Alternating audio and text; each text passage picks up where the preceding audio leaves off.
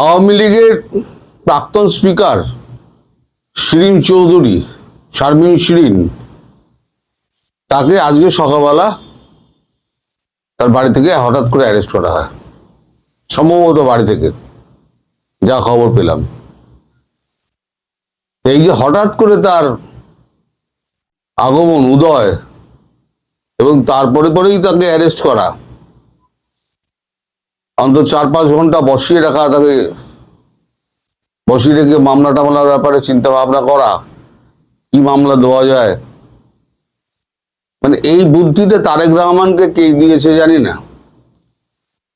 কিন্তু তারেক রহমানকে যেই এই বুদ্ধিটা দিক, তিনি যে তার বন্ধু নন এটা পরিষ্কার বোঝা যাচ্ছে। যদি বন্ধু হতেন তাহলে এই বুদ্ধি কখনো দিতেন না উনি। কারণ আজকে খলিলুর রহমানকে যেখানে উনি পাঠাচ্ছেন আলোচনার জন্য, দুই দেশের সম্পর্কের উন্নতির আলোচনার জন্য, এবং 5টি পয়েন্ট যেটা নিয়ে আমি বললাম, 5টি পয়েন্ট নিয়ে আলোচনার যে কথা হবে 6টা-6:30টার সময়, ঠিক তার আগে এই শারমিন শিরিন, তার এই গ্রেপ্তারি বুঝিয়ে দিল যে বাংলাদেশ তার নিজের মতো করে চলবে, মানে তার আগের নীতিতেই, তারেক রহমান বিএনপির আগের নীতিতেই চলবে। ভারত বিরোধী যে তার যে এটা আছে, তার যে নীতিটা আছে বিএনপির, সেই রীতিতেই চলবে।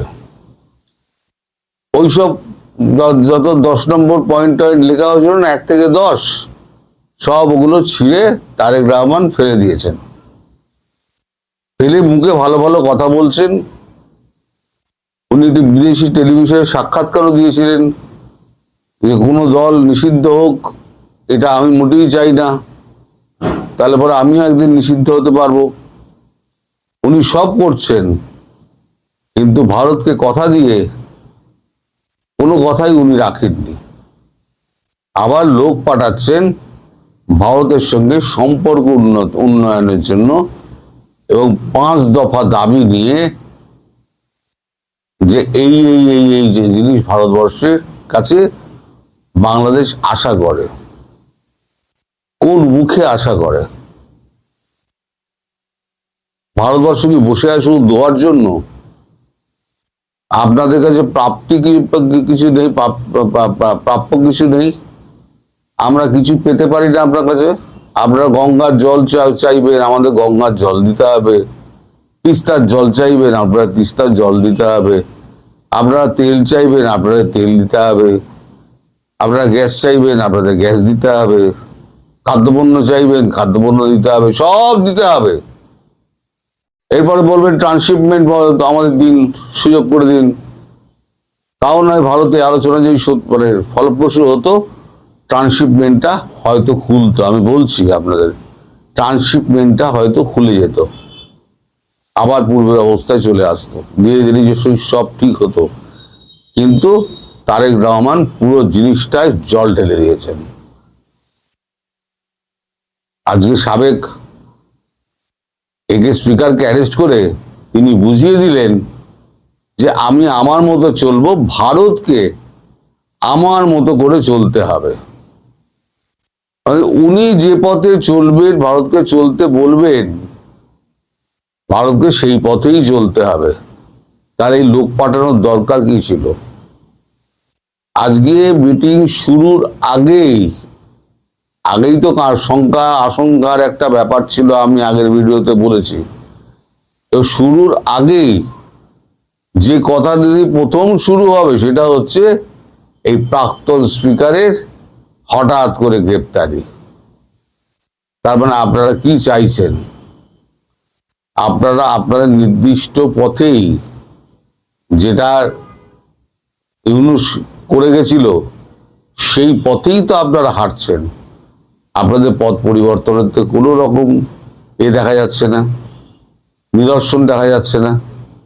তাহলে এই অবস্থা চলতে থাকলে আমার মনে হয় না এই মিটিংটা ওই জয়শঙ্কর পর্যন্ত খুব একটা এগোবে আমার মনে হয় না। আজকে যেটা হলো, আর জয়শঙ্কর যদি মিটিংটা যদি ফ্লপ হয়, মিটিং হলো 10 মিনিটে মিটিং শেষ হয়ে গেল, জয়শঙ্করজি বেশি কথা বলবেন না। যদি দেখেন না এটা কোনো কাজের কাজ হচ্ছে না, সময় নষ্ট, তো ওনার অনেক কাজ আছে, উনি উঠে বেরিয়ে যাবেন, এবার তুমি তোমার মতো বসে থাকো। যদি এটা হয় তাহলে পরে বলবো তারেক রহমানের মতো মহামূর্খ দুটো নেই। আমি বলেছি না, একবার সাপের গালে চুমু খাচ্ছেন, একবার ব্যাঙের গালে চুমু খাচ্ছেন। এই সাপের গালে আর ব্যাঙের গালে চুমু খেতে খেতে কোনদিন সাপও কামড়াবে আর ব্যাঙও কামড়াবে,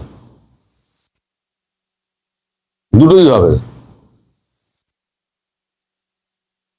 এই খবর হঠাৎ করে খুব তোলপাড় ফেলে দিয়েছে পুরো রাজনৈতিক মহলে, ভারতের রাজনৈতিক মহলে এই খবর পুরো তোলপাড় করে দিয়েছে যে যখন সুষ্ঠু একটা সমাধানের পথে এগোনোর চেষ্টা করছে ভারত, হ্যাঁ প্রেশার তো সবসময় বজায় রাখা হবে, কূটনীতিতে প্রেশার বজায় রাখা হয়। কারণ আপনি যদি দীর্ঘদিন ধরে আমায় মারতে থাকেন, এক সময় তো আমি আপনাকে মারবই, কূটনীতিতে প্রেশার রাখা হয়। কারণ আবার যদি আপনারা ওইখান থেকে ভারত বিরোধী স্লোগান তুলতে শুরু করেন, তাহলে আর আপনাদের বাঁচানো গেল না, এইটুকু আমি মানে এখনই বলে দিতে পারি। আজকের মিটিং অজিত দোভালের সঙ্গে আছে, কালকে মিটিং জয়শঙ্করজির সঙ্গে আছে, কিন্তু সেই মিটিংয়ে পৌঁছানোর আগে যে কাণ্ডটি আপনারা করে ফেললেন, সেটা আপনারা ভারতকে চটিয়ে দিলেন, এটুকু বলতে পারি। মোদিজি শুনে শুধু বলবেন যে छोड़ दो, छोड़ दो, बात करने का कोई फायदा नहीं है, ये लोग समझने वाला नहीं है, इसका एक ही बात समझ में आता है, और जो समझ में आता है वही करना पड़ेगा। कुछ आदमी है जिसको डांडा पसंद होता है, এই ভাষায় উনি কথা বলেন, তো এই ভাষাতেই বলবেন। कुछ आदमी है जिसको डांडा में सुधारना पड़ता है, तो डांडा ही लगाना पड़ेगा। আজ আমি বলছি তো, কিছুদিনের মধ্যে এই খবরটা আপনারা পেয়ে যাবেন। আমার এটাতে লাগানোর সুযোগ নেই। কালকে যেটা আমি ছবিটা দেখিয়েছিলাম না, এই আপনার খবরের কাগজে যে গাড়িগুলো যাচ্ছে, সেই গাড়িগুলোর ছবি আজকে আমার কাছে মিনিস্ট্রি অফ, আপনারা যদি যান এমইএতে যান, এমইএর ইনস্টাগ্রামের অফিসিয়াল ইনস্টাগ্রামে যান, আপনারাও দেখতে পাবেন ওই গাড়ি উত্তরবঙ্গ আর আসামের দিকে রওনা হচ্ছে। আমি পারলে পরে ওই গাড়ির ছবিটি লাগিয়ে দেব, সঙ্গে সঙ্গে তার পেছনে পেছনে সেনা যাচ্ছে, এবং এক জায়গায় সেনাকে আটকে ছিল, সেখানে ব্যাপক মারধর করেছে, বিস্তর পিটিয়েছে, সেটাও আমি আপনাদেরকে দিয়ে দেবো ওই একই সঙ্গে। দুটো ছবি কোলাজ করে আমি এর পরেই তুলে দেবো রাত্রিবেলার দিকে, আপনারা দেখে নেবেন। আর যে কাণ্ড আপনারা করলেন, মানে তারেক রহমান অ্যান্ড কোম্পানি করলেন, মানে কোনো কূটনীতি রাজনীতি জানা মানুষ এইটা করবেন না। একদিকে আলোচনার জন্য লোক পাঠাচ্ছি, আবার ঠিক তার আলোচনা ভেস্তে দেওয়ার জন্য যে কাজটি করা, সেই কাজটি আমি করে দিলাম ঠিক বৈঠকের আগে। তার বৈঠকের শুরুতেই জল টেনে দিলাম, তার আবার হাত পা তুলে চিৎপাত হয়ে বসে থাকুন, আমরাও আমাদের পথ দেখব। খলিলুর রহমান তো শেষ পর্যন্ত এসে পৌঁছালেন কালকে। অজিত দোভালের সঙ্গে তার নৈশভোজও হয়েছে, সে খবরও আমাদের কাগজে বেরিয়েছে, এবং হাসি ঠাট্টা উষ্ণ মানে পরিবেশে কিন্তু কথাবার্তা হয়েছে। এখন সব গোলাপ ফুল আপনারা দেখবেন তার কাঁটা থাকে। ওই হাসি ঠাট্টা পরিবেশের মধ্যে নৈশভোজ করতে করতে যে কথাগুলো খলিলুর রহমানকে অজিত দোভাল বলেছেন, তার কোনোটারই তো সন্তোষজনক উত্তর খলিলুর রহমান দিতে পারেননি। খলিলুর রহমানের ইতস্ততা বোধ দেখে তখন অজিত দোভাল বলেন যে থাক, এই প্রশ্নের উত্তর আমায় দিতে হবে না, প্রশ্নের উত্তরগুলো আপনি জমা করে রাখুন, কাল যখন বিদেশ মন্ত্রীর সঙ্গে আপনার বৈঠক হবে তখন জবাবটা ঠিক করে নেবেন বলে আবার হাসি ঠাট্টা হয়। এখন আমি বলেছিলাম যে দুজনের মধ্যে নৈশভোজ হবে, কিন্তু পরবর্তীকালে রাত্রিবেলা আমি জানতে পারি সেখানে সমস্ত আমাদের সেন্ট্রাল এজেন্সি চিফ যারা আছে তারাও ওই নৈশভোজে আমন্ত্রিত ছিলেন। আপনাদের হুমায়ুন যে ছিলেন, গেছিলেন, বিশেষ উপদেষ্টা নাকি নিরাপত্তা উপদেষ্টা, তিনিও গেছিলেন। নিরাপত্তা উপদেষ্টা নাকি আমি পরে খবরের কাগজে দেখছি, তিনিও গেছিলেন। তো তাই বললাম, গোলাপের মধ্যে গোলাপ দেখতে সুন্দর, গন্ধ পাবেন, ভালো সুগন্ধ ছড়াবে, কিন্তু গোড়ায় কাঁটা রয়েছে। আমি বলেছিলাম না অস্বস্তির মধ্যে ফেলবে এই শিরিন শারমিনের গ্রেপ্তারি, ঠিক তাই হলো।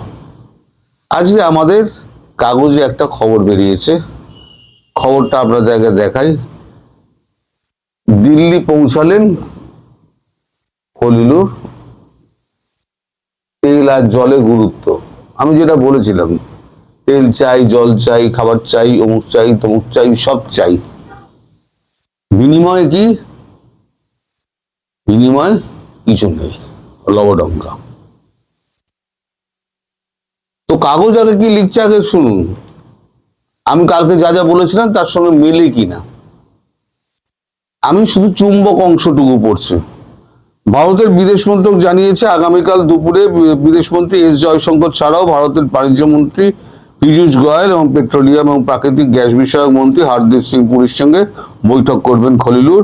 ইউনুস জামানে ভারত বাংলাদেশ বাণিজ্যিক সম্পর্কে তলানিতে ঠেকেছিল, তবে তারেকের অধীনে বাংলাদেশ ফের ভারতের সঙ্গে স্বাভাবিক সম্পর্ক গড়তে আগ্রহী বলে জানানো হয়েছে।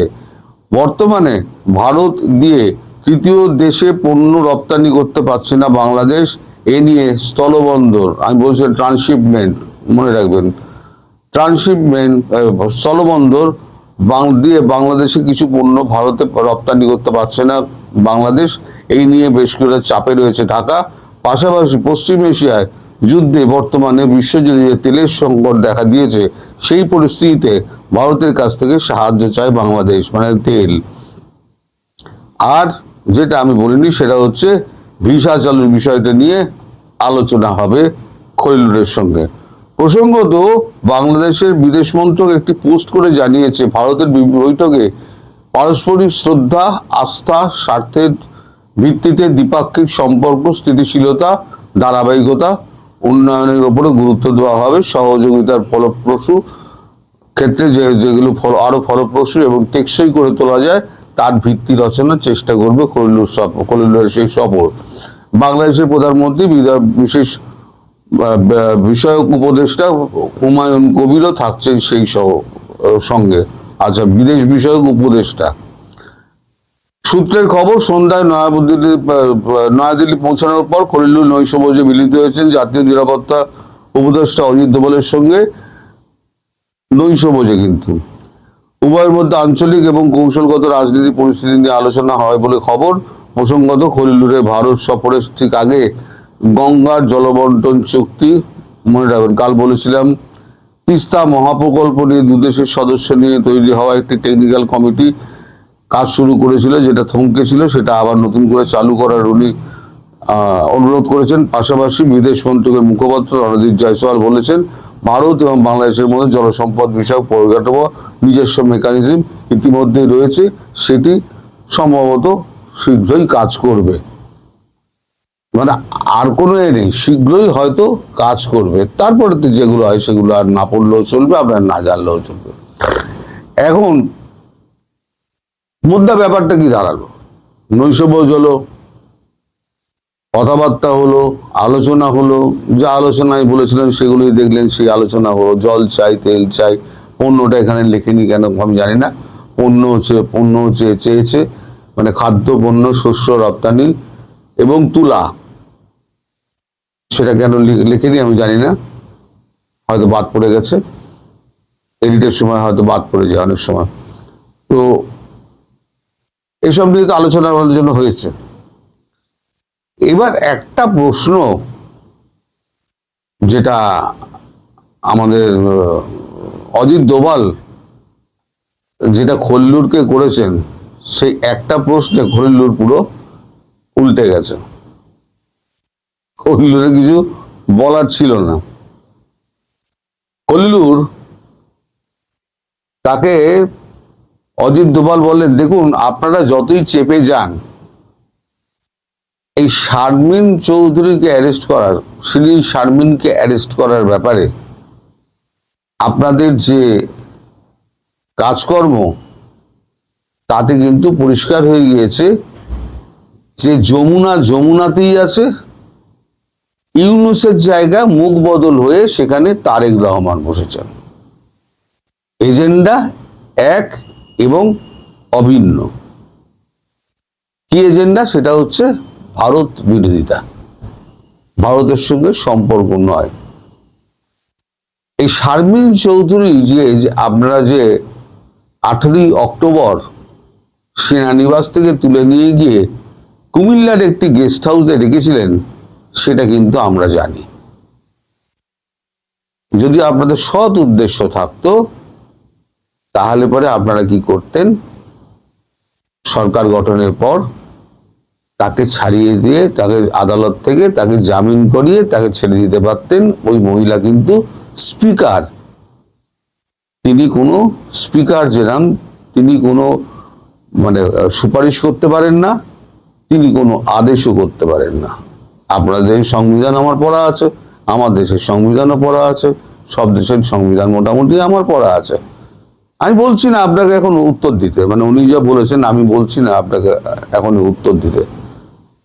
তারপর বলে একা একা সবাইকে জিজ্ঞেস করেন, এনআইএ থেকে শুরু করে সেন্ট্রাল আইবি পর্যন্ত যারা যারা কর্তারা ছিলেন, আপনারা বলুন কে কি জানেন বাংলাদেশ সম্পর্কে, সব এক এক করে মুখ খুলতে শুরু করে দেন।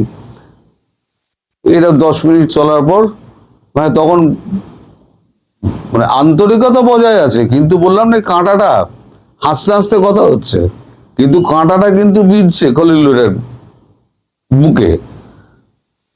যে তাহলে পরে আপনারা বলুন যে ভারত কেবল দিয়ে যাবে, যে প্রশ্ন আমি গতকালকে করেছিলাম, যে ভারত কেবল দিয়ে যাবে, ভারতের চাওয়া কি ছিল? ভারতের চাওয়া ছিল দুটো সিম্পল, টাকা নয়, পয়সা নয়, কিছু নয়। চাওয়া ছিল একটা সুস্থ গণতান্ত্রিক পরিবেশ, সকলের অংশগ্রহণমূলক নির্বাচনের পরিবেশ গড়ে তোলা, শেখ হাসিনার দলকে নিষিদ্ধকরণ থেকে বের করে আনা এবং তাকে নিঃশর্তে মুক্তি দেওয়া আদালতের মাধ্যমে, এবং পারস্পরিক সহযোগিতা বৃদ্ধি করা। এই তো বাংলাদেশ চেয়েছে, বাংলাদেশের কাছে চেয়েছিল। আপনারা বলুন, আজকে 1.5 মাস হয়ে গিয়েছে, 1.5 মাসের মধ্যে আপনারা কি করেছেন? আপনাদের যে এজেন্ডা, সেই এজেন্ডা কিন্তু বাস্তবায়ন, যেটা ইউনূস করতে পারেনি, সেটার আপনারা বাস্তবায়ন করে চলেছেন। নইলে ইউনূসের আমলে বন্দি করা শিরিন শারমিনকে আপনারা এনে আবার ওইভাবে আদালতে তুলে তাকে হেনস্থা নাও করতে পারতেন, যদি আপনাদের পজিটিভ চিন্তা ভাবনা ছিল। তখন খলিলুর খুব আমতা করেন। সেই সময়তে তিনি বলেন আমায় উত্তর দিতে হবে না, আপনি ভাবুন, আপনি বলুন ডেজার্ট খান আর ভাবুন, কালকে আমাদের বিদেশমন্ত্রী ডক্টর জয়শঙ্করের সঙ্গে যখন আপনার কথা হবে, তখন এই উত্তরগুলো পারলে আপনি দিয়ে দেবেন। তখন খলিলুর চুপ, নিস্তব্ধতা, তারপর যথারীতি হাসি ঠাট্টার মধ্যে দিয়ে আবার উষ্ণ পরিবেশ ফিরিয়ে এনে নৈশভোজ শেষ হয়। এই হচ্ছে কালকে খলিলুর রহমান এবং অজিত দোভালের কথাবার্তার নির্যাস, যেটা আপনাদেরকে আমি বলে দিলাম। এখন জানতে হবে আমাকে, মানে আমাদেরকে সবাই সবাই জানতে হবে যে কুমিল্লার কোন গেস্ট হাউসে, সরকারি কোন গেস্ট হাউসে তাকে একেবারে গৃহবন্দী করে রাখা হয়েছিল। বেশি প্রশ্ন উত্তর বেশি হয়নি। তাদের প্রস্তাব 5 দফা 6 দফা প্রস্তাব, ওই তেল ফেলতে সহ পণ্য সহ ভিসা হ্যান ত্যান, আর কি বলে আমাদের স্থলবন্দরগুলোকে ব্যবহার করতে দেওয়া, তুলা, রপ্তানি, সমস্ত কিছু, এই সমস্ত কথাবার্তার মধ্যে দিয়ে আবার শেষ হয়। এর বেশি আর কিছু আমি জানতে পারিনি। সবাই ভালো থাকবেন, সুস্থ